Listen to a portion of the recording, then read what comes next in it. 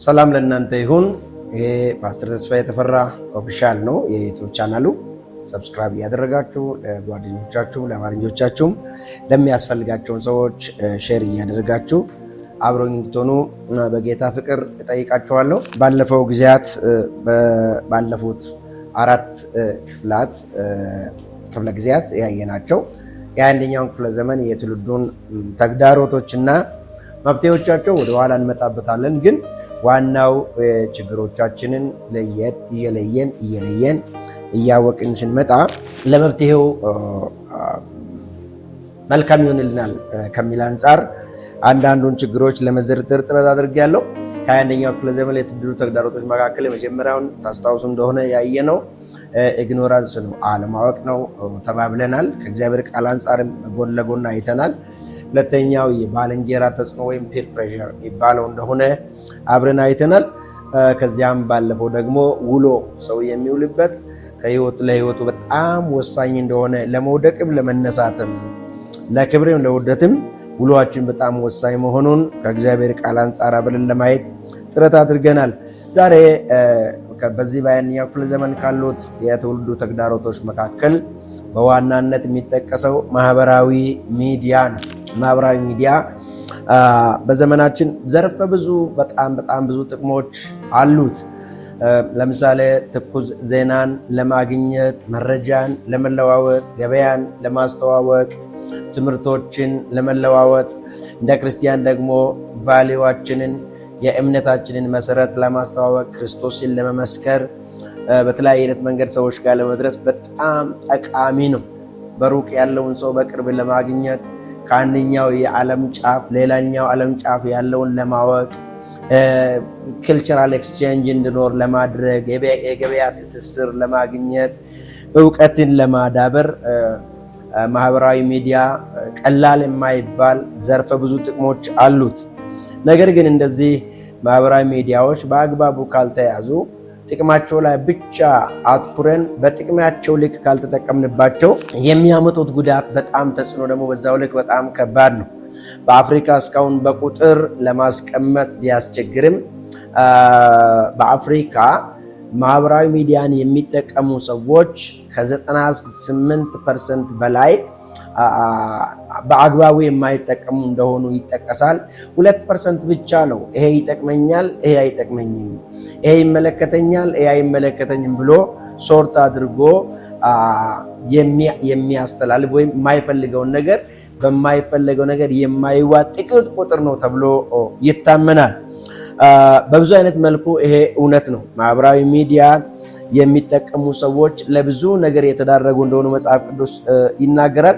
ግን መጽሐፍ ቅዱስ ወደ ማህበራዊ ሚዲያ ከመሄዳችን በፊት የትኛውም ነገር ፌስ ስናደርግ ኢንካውንተር ስናደርግ እንዴት ማድረግ እንዳለብን በግልጽ ይናገራል። ለምሳሌ በአንደኛ ቆሮንቶስ ምዕራፍ 10 ቁጥር 31 ላይ መጽሐፍ ቅዱስ ሲናገር እንግዲህ የምትበሉት ወይም የምትጠጡት ቢሆን ወይም ማናቸውንም ነገር ብታደርጉ ሁሉን ለእግዚአብሔር ክብር አድርጉ ይላል። ሁሉን ኮንፈረንት የምናደርጋቸውን ነገሮች፣ ፌስ የምናደርጋቸውን ነገሮች፣ ፊት ለፊት የምናያቸውን ነገሮች፣ የምናደርጋቸውን ነገሮች በሙሉ ገና ለገና ስንነሳ ከመብልና ከመጠጥ ጀምሮ ይሄ ለእግዚአብሔር ክብር ይሆናል ወይ ከሚል ተነሱ ብሎ ይነግረናል። ሁሉን ለእግዚአብሔር ክብር አድርጉት ይለናል። ቆላስይስ ምዕራፍ 3 ከቁጥር 16 እስከ 17 ደግሞ መጽሐፍ ቅዱስ ሲናገር እንደዚህ ይላል። የእግዚአብሔር ቃል በሙላት ይኖርባችሁ፣ በጥበብ ሁሉ እርስ በርሳችሁ አስተምሩና ገስጹ፣ በመዝሙርና በዝማሬ በመንፈሳዊ ቅኔ በጸጋው በልባችሁ ለእግዚአብሔር ዘምሩ፣ እግዚአብሔር አብን በእርሱ እያመሰገናችሁ በቃል ቢሆን ወይም በስራ የምታደርጉትን ሁሉ ለእግዚአብሔር ክብር በኢየሱስ ክርስቶስም አድርጉት ይለናል። የምናደርገውን የምናይ ቢሆን፣ የምንናገር ቢሆን፣ የምንበላ ቢሆን፣ የምንጠጣ ቢሆን፣ ከሰዎች ጋር ለምናደርገው ኢንተራክሽን whether it is just on mass media or on media or something platform else ማንኛውንም ነገር ለምናደርገው ነገር በሙሉ ለእግዚአብሔር ክብር ስለመሆኑ እርግጠኞች ሁኑ ይለናል። ስለዚህ ሚዲያ በክርስቲያኑ ላይ በተለይ የክርስቶስ በሆኑት ላይ በማንም ላይ ሊሆን ይችላል፣ ግን የክርስቶስ በሆኑት ላይ ከፍተኛ ተጽዕኖ እያሳደረ ይገኛል። በዘመናችን ብዙ ኔጌቲቭ ኢምፓክቶች አሉት። የሚዲያ ትልቁን ችግር ተወሰኑትን ለመዘርዘር እሞክራለሁ። የመጀመሪያው የማስ ሚዲያ የሚኒ ሚዲያ እንበለው ብቻ የሚዲያ ማህበራዊ ተጽዕኖ ያለባቸው የመጀመሪያው የሚያመጣቸው ነገሮች ሜንታል ሄልዝ ኢሹን ያመጣል። ሜንታል ሄልዝ ኢሹ ስንል ሳይኮሎጂካል ፕሮብሌም ጭምር ይፈጥራል። ምክንያቱም በሚዲያ ላይ የሚለቀቁት አብዛኛው ነገሮች አንሪያሊስቲክ ስታንዳርድስ ኦፍ ቢዩቲ በመባል ይጠቀሳሉ እና ሰዎች በሚዲያ ላይ የሚለቋቸው ነገሮች አንሪያሊስቲክ ናቸው። ኦልሞስት ሁሉም ባይባል እንኳን አብዛኛው፣ ለምሳሌ ሰው ቤት ፊት ለፊት፣ ያማረ ቤት ፊት ለፊት፣ መዝናኛ ፊት ለፊት፣ ገንዳ እየዋኘ መዝናኛ ቦታዎች ላይ ከፍ ያሉ ስታንዳርዳቸው ከፍ ያለ ውበታቸው ከፍ የሚል ነገሮች ላይ ቆሞ እዛ ቦታ ፊት ለፊት ቆሞ ፖስት ስለሚያደርግ ሌላው ጓደኛው ሌላው ማህበረሰብ ያንን ሲመለከት ይሄ ሎ ሰልፍ ስቲም የሚባለው ራስን የመናቅ ተጽዕኖን ያመጣበታል። ራስን የመናቅ እኔ ሰው ጋር አልደረስኩም፣ እኔ እኮ ይሄን ያህል አልሄድኩም፣ እኔ እኮ እድሌ እንደዚህ ነው፣ እኔ እኮ ዝቅተኛ ኑሮን እኖራለሁ። ሰዎች ከፍ ያለ ስታንዳርድ ያለው መኪና ነው ፖስት የሚያደርጉት፣ ዘመናዊ መኪናን ነው ፖስት የሚያደርጉት፣ ዘመናዊ ነገሮችን ነው ፖስት የሚያደርጉት፣ ዘመናዊ ምግብ ነው ፖስት የሚያደርጉት፣ ዘመናዊ ውበትን ነው ፖስት የሚያደርጉት እና እነዚህ በሌሎች ላይ ዲፕሬሽን ይፈጥራል፣ አናግዚቲን ይፈጥራል፣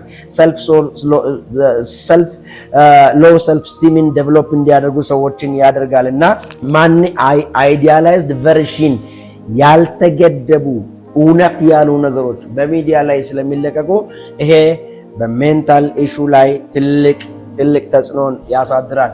ሌላው ሚዲያ በአግባቡ ካልተጠቀምን በስተቀር በእውቀቱ ጭምር ካልገባንበት በስተቀር የሚያሳድረው ሁለተኛው ተጽዕኖ ሳይበር ቡሊንግ ይባላል። ሳይበር ቡሊንግ ማለት አንድን ቪዲዮ ይሁን ፎቶግራፍ ይሁን ንግግር ይሁን ፖስት አድርጋችሁ ስታበቁ ለዛ የሚሰጠው ኮመንት ያንን ኮመንት ቶለሬት የምታደርጉ ከሆነ አደገኛ ነው የሚሆነው እና ሳይበር ቡሊንግ ይባላል። በጣም በአእምሮ ላይ የሚሰጠው ትችት፣ የሚነገረው የሚደረገው ኮመንት፣ የሚደረጉ ስድቦች፣ ሃራስመንት ብዙ ችግር በሰው አእምሮ ላይ ይፈጥራል። በዚህ ጉዳይ ራሳቸውን ያጠፉ ሰዎች በጣም ብዙ ናቸው። ሳይበር ቡሊንግ ችግሩ ምንድን ነው? ይሄ ኮመንት የሰጠውን ሰው ወይም ሀራስ ያደረገውን ሰው የሰደበውን ሰው ፊት ለፊት ቀጥታ አግኝታችሁ ስለማታነጋግሩት፣ ቁጭታችሁ ስለማይወጣ፣ ያላችሁበትን ጉዳይ መግለጽ ስለማትችሉ ሁል ጊዜ ያ ኮመንት በአእምሯችሁ እየሄደ የአእምሮ ህመሜን ያመጣል። ለምሳሌ ኤልያስ በመጽሐፍ ቅዱስ ላይ በጣም ጀግና ነው። ከአራዊት ጋር የኖረ ኤልያስ ማለት ሙታንን ያስነሳ፣ ንጉሱ አክዓብን የማይፈራ፣ ሰራዊትን የማይፈራ 50 ሞር ሲመጡበት እሳት ከሰማይ ወርዳ ትብላችሁ እያለ በማንም ፊት ጀግና 400 ነቢያትን ቆሞ ያሳረደ፣ ግን ሁሉን ከጨረሰ በኋላ እሳትን ከሰማይ ካወረደ በኋላ እነዚሁም ዝናብ እንዲዘንብ ካደረገ በኋላ በስውር ግን ኤልዛቤል በማይታይ እጅ መልእክት ላከችበት። ነገ ከነዚህ እንዳንዱ ትሆናለህ፣ ነቢያትን አስገደልክ፣ እኔ ደግሞ ነገ እንድትገደል አደርጋለሁ ስትል ፊት ለፊት ከእሷ ጋር ቆሞ ስላልተነጋገረ በሌላ ሰው እጅ ስለሆነ ኤልያስ ፈርቶ ሸሸ ይላል እና ይህ ሳይበር ቡሊንግ ፊት ለፊት ያልተገለጡ ስለሆኑ አድሬሳቸው እንደዚህ ኮሜንት የሚያደርጉ ሰዎች ስለማይታወቅ በፌክ አድሬስ ስለሚጠቀሙ ራሳቸውን ደብቀው ያንን ነገር ስለሚያደርጉ በአእምሮ ላይ የሚያመጡት ተጽዕኖ በጣም ከባድ ስለሚሆን እጅ አዙር የሆነ ነገር በጣም ከባድ ነው። ስለዚህ ይሄ ወጣቱ በዚህ ጉዳይ ላይ በጣም ጥንቃቄ ማድረግ አለበት። ሚዲያን ስንጠቀም መጠቀም በሚገባን አግባብ ብቻ መጠቀም፣ ከዓላማችን ጋር ለሚሄደው ብቻ መጠቀም፣ ከዘላለም ጉዳይ ጋር ለሚሄደው ብቻ መጠቀም እና የማይመለከተንን ግን ሶርት አድርገን ለይተን አለመጠቀም በጣም አስፈላጊ ነው። ሶስተኛው የሚዲያ ችግር ኤክሰሲቭ ዩዝ ኦፍ ሚዲያ ችግር የሚያመጣው አዲክሽን እና ዲስትራክሽን ሱስ ነው። አንደኛ እንደዚህ አይነት የሚዲያ ፕላትፎርም የለመዱ ሰዎች ከዛ ውጪ መኖር አይችሉም። የገንዘብ ብክነትን ያመጣል፣ የጊዜ ብክነትን ያመጣል፣ ሱሶችን ያስይዛል።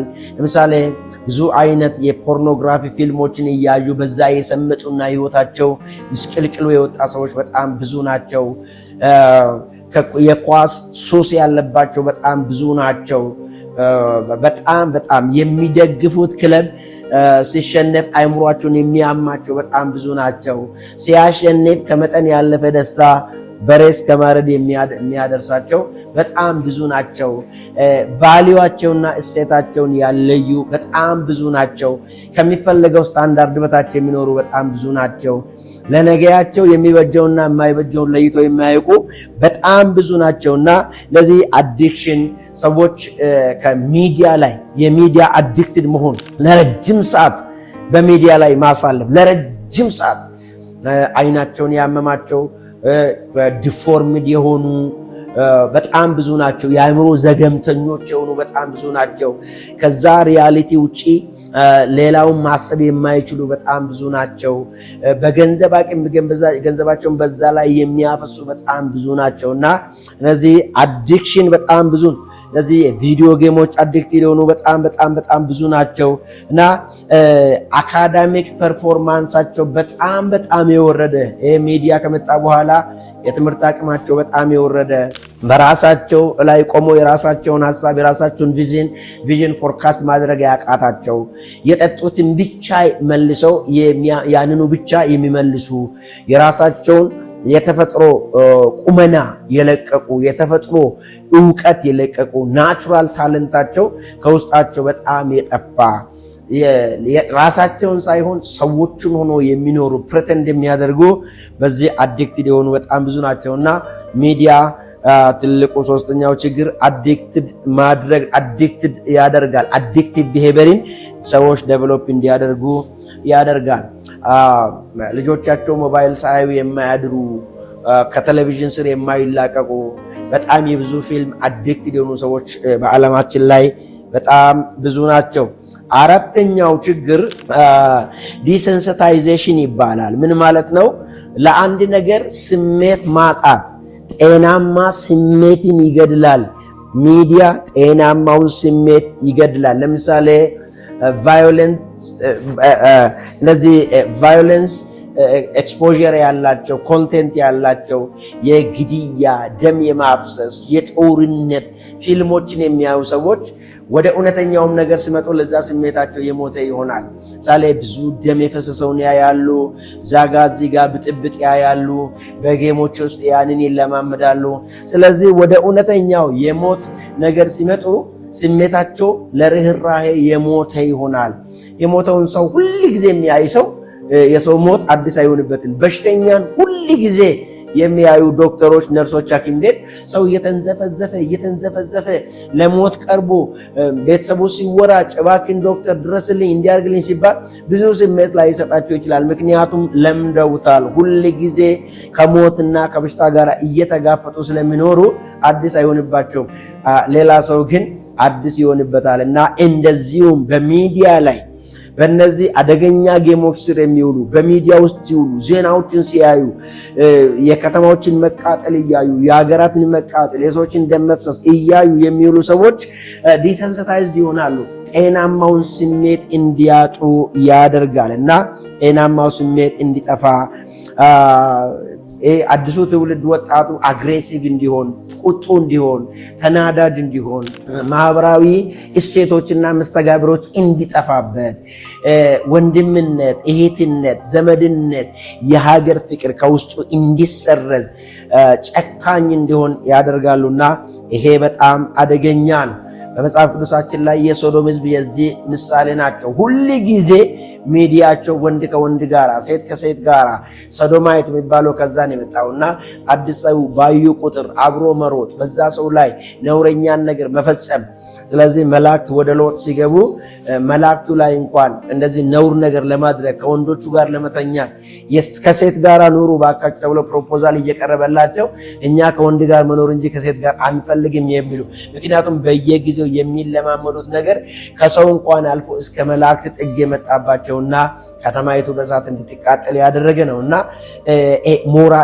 ሞራልን ይገድላል፣ እውነትን ይገድላል፣ ሰዎች እውነትና ውሸት እንዳይለዩ ያደርጋልና ይሄ በጣም በጣም በጣም አደገኛ ነው። ሌላው የሚዲያ አምስተኛው ችግር በባህሪ ላይና ዋጋ ልንሰጣቸው በሚገባን ጉዳዮች ላይ በጣም በጣም በጣም አደገኛ ይሆናል። ለምሳሌ ብልጭልጭ ነገርን ዋና ያደርጋል። ሰዎች ዋጋ የሚሰጡት ለዚህ ለዓለም ነገር ብቻ ይሆናል። ምን ማለት ነው? ለምሳሌ ሰዎች በሚዲያ ላይ የሚለቀቀው መልካም ቤት ላይ ያያሉ፣ ጥሩ የሆነ መኪና ያያሉ፣ ጥሩ የሆኑ ሀገራትን ያያሉ፣ መዝናኛዎችን ያያሉ። ስለዚህ ከዘላለም ጉዳይ ጋር ሳይሆን ህይወት የሚባለው ይሄ ነው ብሎ ለህይወት ዴፊኒሽን ይሰጣሉ። ለህይወት ዴፊኒሽን ምንድነው? መደሰት፣ መጫወት፣ ጥሩ ቦታ ላይ መኖር፣ ጥሩ ቤት ላይ መኖር፣ ጥሩ መኪና መግዛት፣ ጥሩ ሀገር ላይ መኖር። ከዚህ የተነሳ ነው ሰዎች ከሀገር እንኳን የሚጠፉት። ከሀገር የጠፉ በመርከብ ላይ የሞቱ ወደ ባህር የተጣሉ መዓት አይነት ዜጎች አሉና እነዚህ የሚሆኑት ለምንድን ነው? በበጎ ባህሪ ላይ በሚዲያ የሚታየው ነገር ተጽዕኖ ያሳድራል። የራሳቸውን ነገር ይጠላሉና ያንን ለማድረግ አክሽን ይወስዳሉ።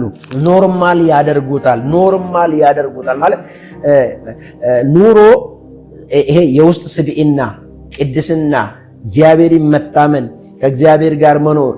ይሄ ዓለም አንድ ቀን ያልፋል፣ ግን ወደማያልፈው ዓለም ልሂድ የሚለው ነገር የሚጠብቀኝ የዘላለም ሕይወት አለ የሚለው ነገር ከውስጣቸው ይሰርዝና ምን አይነት ተጽዕኖ ያመጣል?